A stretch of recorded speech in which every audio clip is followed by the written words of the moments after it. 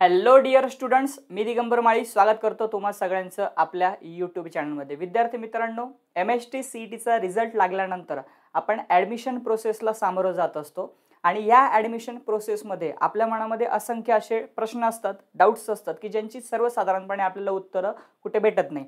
So दरवर्षी मुलं मला हे डाऊट्स ॲडमिशन रिलेटेड जे असतात ते विचारत असतात। सो ते सर्व डाऊट्स मी एकत्र करून हा व्हिडिओ बनवला आहे। त्याच्यामुळे तुमच्या मनात सुद्धा यापैकी एखादा डाऊट असेल किंवा याच्या व्यतिरिक्त पण काही डाऊट्स मी या व्हिडिओमध्ये इन्क्लूड केलेले आहेत, ते पण आपण कव्हर करणार आहे। सो ते तुम्हाला त्या ठिकाणी क्लिअर होतील आणि जर एखादा डाऊट आहे जो तुमच्या मनामध्ये जो इथे कव्हर झालेला नाहीये, तुम्ही मला कमेंटमध्ये टाका। नेक्स्ट व्हिडिओ आपण त्याच्यावर नक्की बनवूया। बेटर रिझल्टसाठी तुम्ही थोडा व्हिडिओचा स्पीड वाढवला तरी चालेल। आपण व्हिडिओला स्टार्ट करूया विदाउट वेस्टिंग टाइम। चला, तर सगळ्यात पहिली गोष्ट आपण हे समजून घेऊया की बऱ्याच विद्यार्थ्यांच्या मध्ये काय म्हणूया मनामध्ये हा जो असतो हा एक कॉमन कन्फ्युजनचा क्वेश्चन आहे की कास्ट सर्टिफिकेट आणि कास्ट व्हॅलिडिटी नेमकं काय। तर कास्ट सर्टिफिकेट म्हणजे तुमचं जात प्रमाणपत्र आहे, कास्ट व्हॅलिडिटी म्हणजे तुमचं जात वैधता प्रमाणपत्र आहे। सो बऱ्याच विद्यार्थ्यांकडे कास्ट सर्टिफिकेट हे असतं। आता कास्ट सर्टिफिकेट कोणासाठी गरजेचं आहे? ज्यांची category OBC, SC, ST, NT, VJ ह्या ज्या कॅटेगरीचे स्टुडंट्स आहे तुमच्यासाठी कास्ट सर्टिफिकेट हे गरजेचं आहे। आणि कास्ट सर्टिफिकेट नंतर तुम्हाला कास्ट व्हॅलिडिटी हे सर्टिफिकेट सुद्धा लागत असतं। बऱ्याच जणांनी त्याला ऑनलाईन अप्लाय करून ठेवलेलं असतं, कॉलेजमधून त्याला त्या ठिकाणी डॉक्युमेंट जमा केलेले असतात कास्ट व्हॅलिडिटीसाठी, आहे ना। 11वीला 12वीला असताना आपण कॉलेजमध्ये डॉक्युमेंट जमा करतो कास्ट व्हॅलिडिटीसाठी, किंवा काही विद्यार्थ्यांनी काही संस्थेमार्फत सुद्धा कास्ट व्हॅलिडिटीसाठी ऑलरेडी अप्लाय केलेलं असतं। आता हे डॉक्युमेंट लागतं का? तर यस, हे फार मॅन्डेटरी डॉक्युमेंट, गरजेचं डॉक्युमेंट आहे। जर तुम्हाला त्या ठिकाणी कास्ट रिझर्वेशन सीटचा बेनिफिट घ्यायचा असेल किंवा तुम्हाला त्या ठिकाणी कास्ट कन्सेशन फीचा बेनिफिट घ्यायचा असेल, ज्याला आपण स्कॉलरशिप म्हणतो, शिष्यवृत्ती म्हणतो, हे दोन बेनिफिट्स तुम्हाला जर हवे असतील, म्हणजे तुम्हाला त्या ठिकाणी ॲडमिशन मिळत असताना कास्ट रिझर्वेशनचा बेनिफिट घ्यायचा आहे, म्हणजे तुम्हाला जातीच्या बेसिसवरती जे काही प्रवेश प्रक्रियेमध्ये सूट मिळते किंवा चांगलं कॉलेज तुम्हाला त्या ठिकाणी मिळण्याचे चान्सेस वाढतात। सो हा बेनिफिट तुम्हाला घ्यायचा असेल तर कास्ट व्हॅलिडिटी लागणारच आहे। आणि ॲडमिशन झाल्यानंतर तुमची जी काही अकॅडमिक फीज असते ती कास्ट वाईज सुद्धा त्या ठिकाणी कॅल्क्युलेट होते। तर तिथे तुम्हाला फायदा घ्यायचा असेल तर कास्ट व्हॅलिडिटी लागत असतं। So caste validity is an important document जे तुम्हाला लागणार आहे ॲडमिशनच्या वेळेस। आता याच्याशी रिलेटेड जे भरपूर डाऊट्स आहेत ते आपण कव्हर करू। मला माहिती आहे काही मुलांनी अप्लाय केलंय पण सर ते अजून आलेलं नाहीये, किंवा सर मी फक्त कास्ट व्हॅलिडिटीची रिसिप्ट जमा केली तर चालेल का, माझं ॲडमिशन होईल का, हे सगळं काही कव्हर करूया स्टेप बाय स्टेप। सगळ्यात पहिला प्रश्न जो मुलं मला विचारतात की सर माझ्याकडे कास्ट व्हॅलिडिटीची रिसीट आहे, पावती आहे, त्यांना कुठली तरी एखादी पावती मिळालेली असते, सो त्या पावतीच्या बेसिसवर माझं ॲडमिशन होईल का, मला त्या ॲडमिशनसाठी चालेल का। आता या प्रश्नाचं उत्तर देण्यासाठी ना तुम्हाला अगोदर पहिले आपली जी ॲडमिशन प्रोसेस आहे ना ती समजून घ्यावी लागेल। आपली ॲडमिशन प्रोसेस होते कशी? बघा, आता तुम्ही सगळ्यांनी जर MST CETची परीक्षा दिली असेल तर MST CET परीक्षेचा तुमचा रिझल्ट लागतो। ओके, सो रिझल्ट लागल्यानंतर तुमच्याकडे रिझल्टची एक कॉपी असते, MST CETच्या रिझल्टची एक कॉपी असते, ती कॉपी तुम्हाला लागत असते। ओके, आता त्याच्यानंतर होतं काय, तर तुमची ॲडमिशन प्रोसेस कंडक्ट करण्यासाठी एक सेपरेट काय म्हणूया आपण एक वेबसाईट असते, एक सेपरेट ऑथॉरिटी असते, ती तुमची पूर्ण ॲडमिशन प्रोसेस पुढे रेग्युलेट करत असते, नियंत्रित करत असते। मग आता पेपरमध्ये किंवा ऑनलाईन त्या ठिकाणी वेबसाईटवरती ॲडमिशन बाबतचं नोटिफिकेशन येतं, एक पत्रक येतं, पेपरमध्ये पण येतं, ते भरपूर साऱ्या न्यूजपेपर्समध्ये येतं, ऑनलाईन वेबसाईट्सवर येतं। आता ऑनलाईनचं जग आहे तर ऑनलाईन पण आपल्याला मिळून जातं। ते आल्यानंतर मी पण जनरली माझ्या टेलिग्राम चॅनलवरती किंवा माझ्या ॲप्लिकेशनवरती मुलांना ते शेअर करत असतो। सो त्याच्यामध्ये तुम्हाला पूर्ण शेड्यूल दिलेलं असतं की तुमची प्रवेश प्रक्रिया कशा पद्धतीने राबवली जाणार आहे। ओके, सो त्याला म्हणतात ॲडमिशन नोटिफिकेशन। जसं MST CETच्या अगोदर इन्फॉर्मेशन ब्रॉशर येतं, ज्यामध्ये सांगितलं जातं की फॉर्म कधी सुटणार आहे, तुम्हाला फॉर्म कधी भरायचे, ओके, तुमची परीक्षा कधी होणार, हॉल तिकीट करण्याचं एक शेड्यूल असतं बघा, टेंटेटिव्ह डेट्स असतात, तसंच असतं हे, याला ॲडमिशन नोटिफिकेशन। ते आलं की त्याच्यानंतर तुम्हाला पुन्हा एकदा एक ऑनलाईन फॉर्म भरावा लागतो।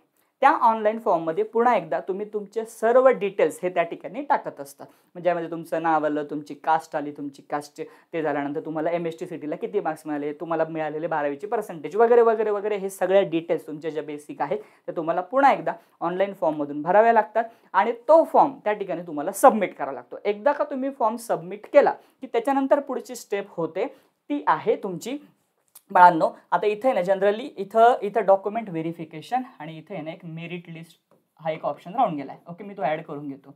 आता एकदा का तुम्ही फॉर्म भरला की तुमच्यासारखं ज्या ज्या विद्यार्थ्यांनी फॉर्म भरलाय ओके, तर त्या सगळ्या विद्यार्थ्यांचे फॉर्म चेक होतात. त्याच्यात समजा काही प्रॉब्लेम्स असतील तर परत ते रेक्टिफाय करायला तुम्हाला वेळ दिला जातो. तुम्ही ते त्या ठिकाणी ते रेक्टिफाय करून पुन्हा सबमिट करू शकता. हे झालं. हे सगळं झाल्यानंतर मग तुमची येते merit list. Okay, merit list म्हणजे नेमकं काय, तर ज्या विद्यार्थ्यांना स्कोर मिळालेले आहेत, बरोबर, तुम्हाला सगळ्यांना स्कोर मिळालेले आहेत, म्हणजे ज्याला 99 मिळाला, ज्याला 98 मिळाला, काहींना 90 मिळालेले आहेत. सो याप्रमाणे तुमची एक काय म्हणूया आपण गुण यादी, काय म्हणूया आपण त्याला, मेरिट लिस्ट जी आहे ती तयार होते. Okay, right. So merit list, ज्याला सगळ्यात जास्त मार्क्स आहे त्याचा नंबर 1 येतो, त्याच्यानंतर कमी. हे तुम्हाला वेगळं सांगण्याची गरज नाहीये.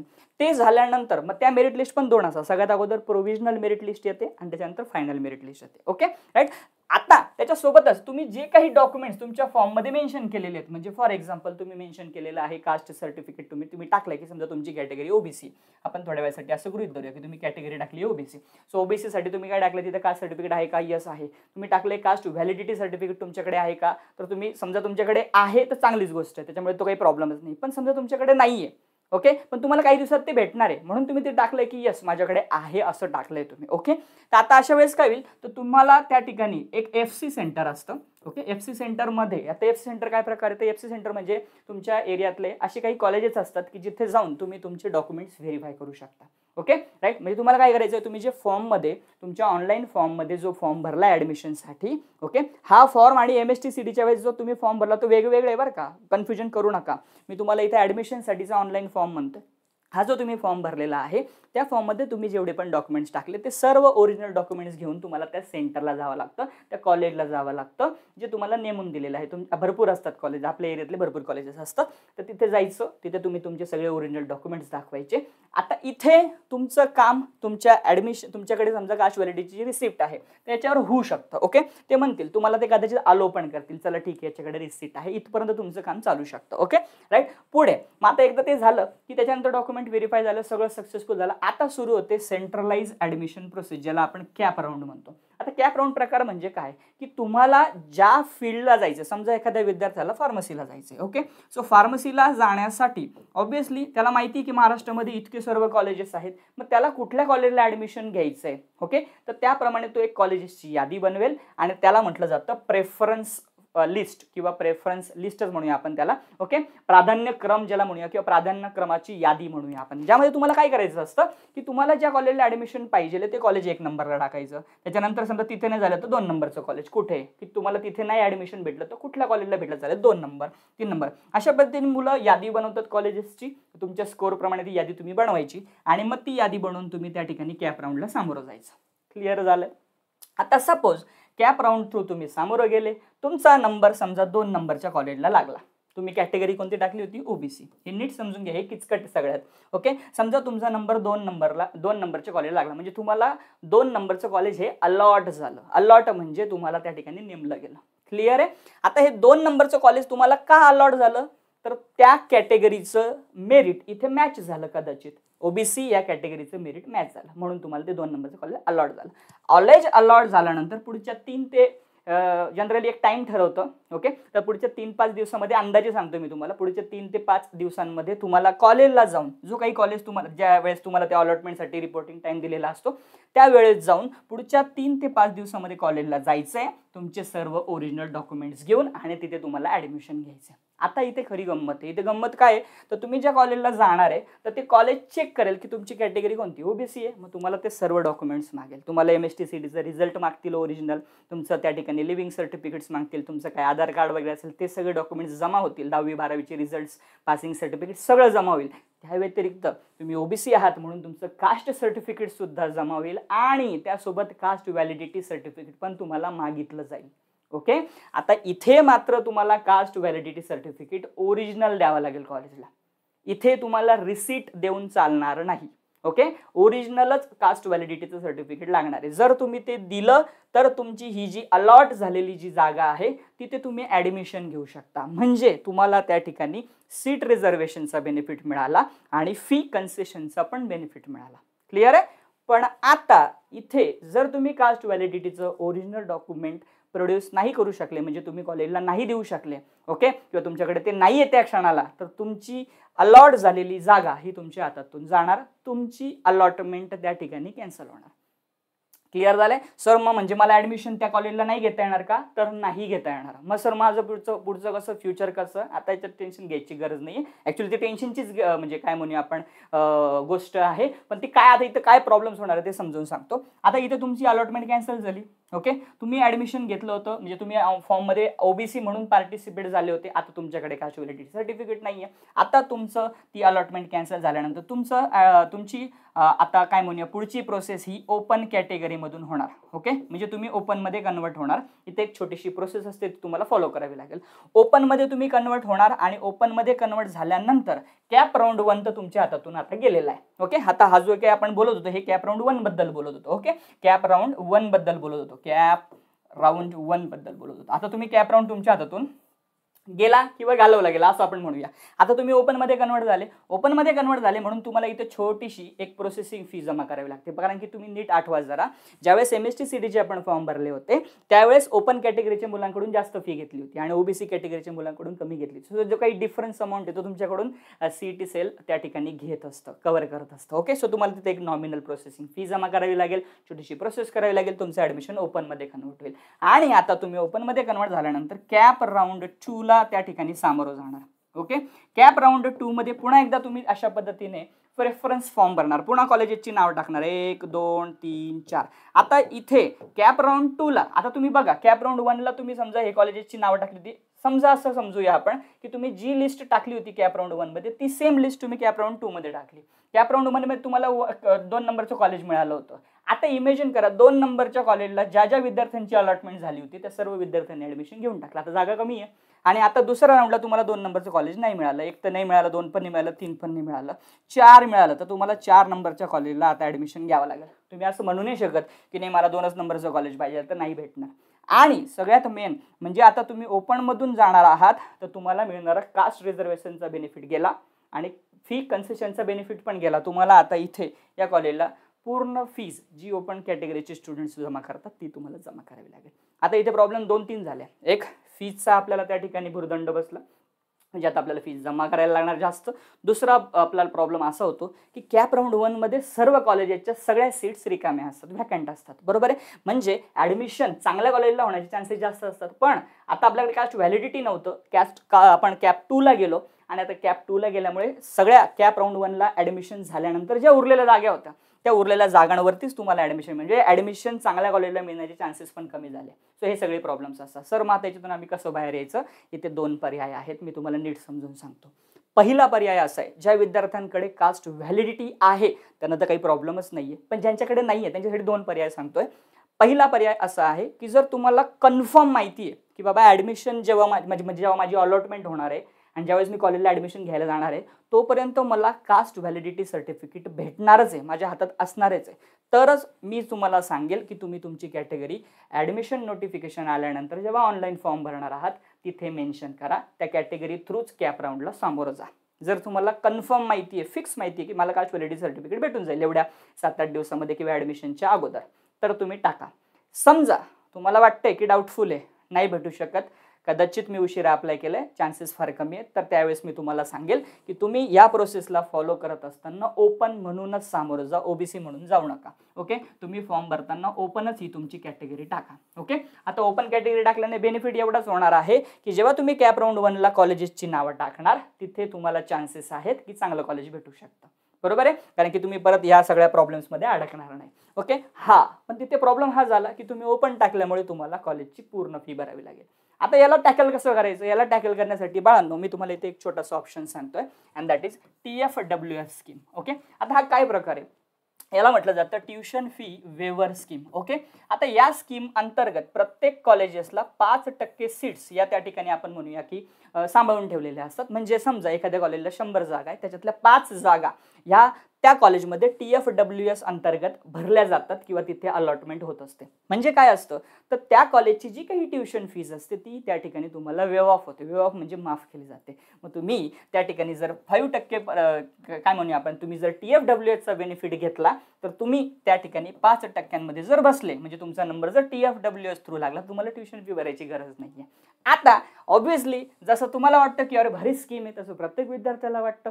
प्रत्येक विद्यार्थी मग कॉलेजचा प्रेफरन्स रेफरन्स फॉर्म ज्यावेळेस भरतो तिथे TFWSचा त्या ठिकाणी बेनिफिट घेण्यासाठी प्रयत्न करतो, कारण की TFWS सगळ्यांनाच हवं असतं. मग ऑब्व्हियसली जर सगळेच ट्राय करतायत तर ऑब्व्हियसली त्याचं मेरिट काय होऊन जाईल, वाढून जाईल. म्हणून तुम्हाला जर या स्कीमचं बेनिफिट हवं असेल तर तुमचा MST CETचा स्कोअर चांगलं येणं गरजेचं आहे.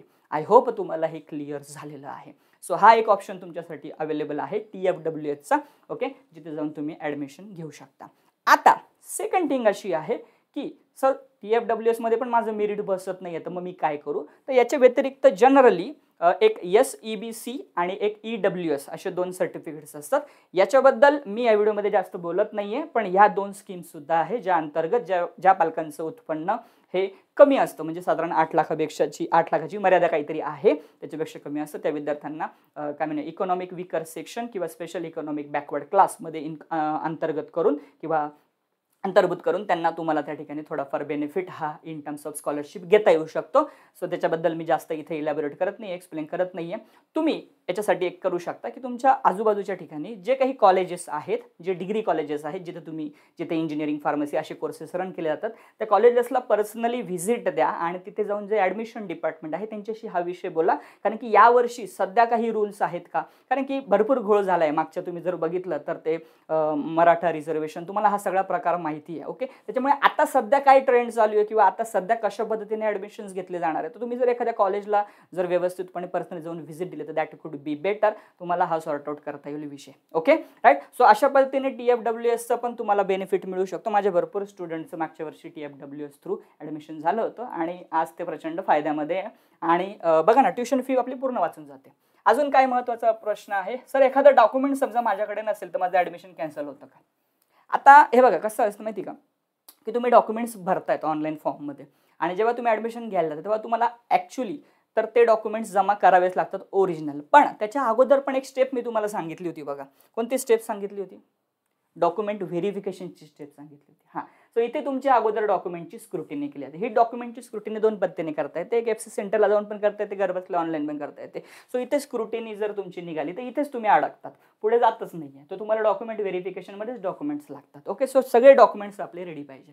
याच्याशी निगडीत अजून एक डाऊट आहे, सर काही डॉक्युमेंट्समध्ये माझ्या स्पेलिंग आहे, म्हणजे वडिलांचं नाव असं झालंय, आधार कार्डवर असं झालंय, तसं झालंय. तर हे ॲक्च्युली ना हे विषय जे आहेत हे इतका काय म्हणजे आपण ॲडमिशन प्रक्रियेवर इतका प्रभाव नाही करत, म्हणजे याच्याने तुमचं ॲडमिशनच कॅन्सल होऊन जाईल, रद्दच होऊन जाईल, इतका आय थिंक फरक नाही पडत. ओके, हा म्हणजे इझिली तुम्ही सॉल्व्ह करू शकता असा विषय असतो. तुम्ही FC सेंटरला जाऊन जर पर्सनली व्हिजिट दिली तर तिथले तुम्हाला त्या ठिकाणी जे शिक्षक वगैरे असतील किंवा जे अधिकारी लोक असतील जे ही प्रक्रिया राबवत आहेत ते तुम्हाला त्याच्यामधून निघण्याचे सोल्युशन्स पण सांगतील. किंवा मी आधी सांगितलं त्याप्रमाणे तुमच्या आजूबाजूला जर एखादं कॉलेज आहे जिथे इंजिनिअरिंग किंवा ह्या कशा प्रकारचे कोर्सेस घेतले जातात, तिथे जाऊन तुम्ही हा विषय जर त्यांच्यासमोर मांडला तर ते पण तुम्हाला काही सोल्युशन्स सांगतील.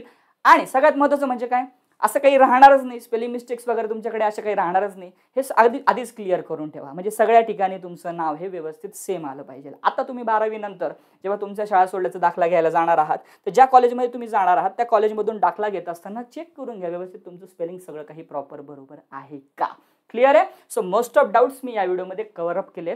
ॲडमिशन प्रोसेस मी सेपरेटली एका व्हिडिओमध्ये एक्सप्लेन केलेली आहे, डिटेलमध्ये आपण ती समजून घेणार आहे. Okay right. तर तो सुद्धा व्हिडिओ तुम्ही नीट बघा, म्हणजे तुम्हाला ॲडमिशनची प्रोसेस व्यवस्थितपणे कळेल. आता माझ्याकडे काही प्रश्न होते, जे प्रश्न मी एकदा बघून घेतो, काही राहून नको जायला. तर कास्ट व्हॅलिडिटी, कास्ट सर्टिफिकेटचा डिफरन्स मी तुम्हाला सांगितला. राईट. तर नॉर्मली रिसिट तुम्हाला त्या ठिकाणी फायद्याची ठरू शकते, पण फक्त ती ॲडमिशन प्रोसेसमध्ये तुम्ही भाग घेऊ शकता. अलॉटमेंटपर्यंत ठीक आहे, ॲडमिशनच्या वेळेस मात्र तुम्हाला ओरिजिनल कास्ट व्हॅलिडिटी सर्टिफिकेट लागतं. ठीक आहे. बस ओपनमधून जास्त फी लागते का? यस, ओपनमधून जास्त फी, तुम्हाला जास्त फी म्हणण्यापेक्षा गव्हर्नमेंटने जी ओपन कॅटेगरीसाठी फी ठरवून दिली ती तुम्हाला फी जमा करावी लागते. सो मोस्ट ऑफ डाऊट्स मी घेतलेत. काही असतील शिल्लक असतील कमेंट सेक्शन आपलाच आहे, तिथे भरभरून कमेंट्स करा. पुढच्या व्हिडिओमध्ये आपण ते डाऊट्स क्लिअर करूया. सो इथे मी थांबतोय, तुमच्या सगळ्यांची रजा घेतोय. पुढच्या ॲडमिशन प्रोसेससाठी तुम्हाला सगळ्यांना ऑल द बेस्ट. आपल्या चॅनलला सबस्क्राईब नक्की करा. तुमच्या इतर गरजू विद्यार्थ्यांपर्यंत हा व्हिडिओ असू द्या, पोहोचू द्या. आणि या ठिकाणी बाळांनो, माझं हे अजून एक यूट्यूब चॅनल पण आहे नीट नावाचं. ओके, दिगंबर माळी नीट नावाचं, यालाही सबस्क्राईब करा. इथे तुमच्या सपोर्टची गरज आहे. ओके, सो इथे मी थांबतोय. तुम्हाला सगळ्यांना ऑल द बेस्ट देतो तुमच्या ॲडमिशन प्रोसेससाठी. Wish you all the best. Have a good day. Take care. Bye. जय हिंद. बाय.